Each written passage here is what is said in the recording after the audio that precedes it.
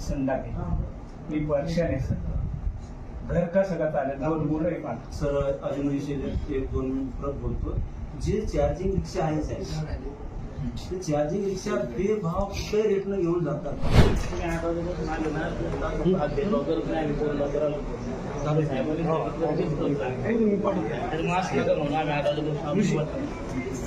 त्यांना जाऊ द्या. यांना बसू का तिकडे बसून पाहिजे.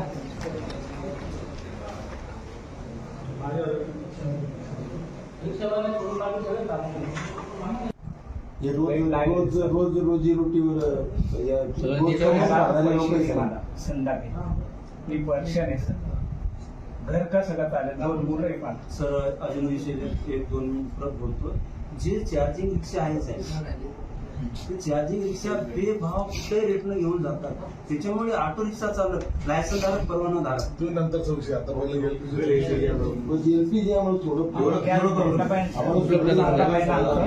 दुसरं काय मी करतो थोडा वेळ बोलतो मी आणि नंतर आम्हाला 1-2 पाऊंड जरी चालू असली ना साहेब, तरी आम्ही त्याच्यावर लाईन लावून कसं तरी आम्ही करतो. आम्हाला माहिती इंधन टंचाई आहे सध्या. मी बोलतो 1 5 मिनिट थांबतो.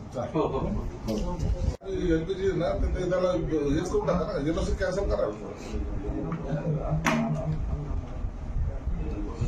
हा असं काहीतरी करा ना, तेव्हा ठिकाणी होतील ना ते. अरे पण आता हे रोज हातावर पोट म्हणजे पोट आहे त्यांचं त्या रिक्षावरच. आता ते 4 दिवसावरून त्यांच्याकडे नाही येत. हे सगळं जण आले सकाळ 8 वाजेपासून बसलेले होते माझ्याकडे. आता भेटले त्यांना. ठीक. कलेक्टरला बोला. कलेक्टरचे फोन बंद वाटतं.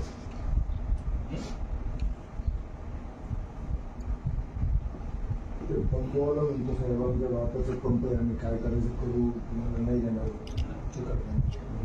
ते त्याचा 2-3 बंद सुरू करायला होतो ना. असं काय झालेलं आहे याच्यामध्ये, हे एलपीजी वाले जे आहे, गॅस कंपनीवाले, हे प्रायव्हेट आहे.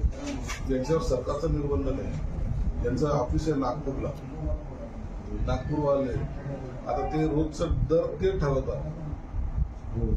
रोजचे दर ते होतात. जसं आम्ही खरेदी केलो त्या पद्धतीने आम्ही दर ठरवू. मग त्याच्यामुळे त्यांनी काय केलं माहिती का, आता माल खरेदी करणं बंद केलं.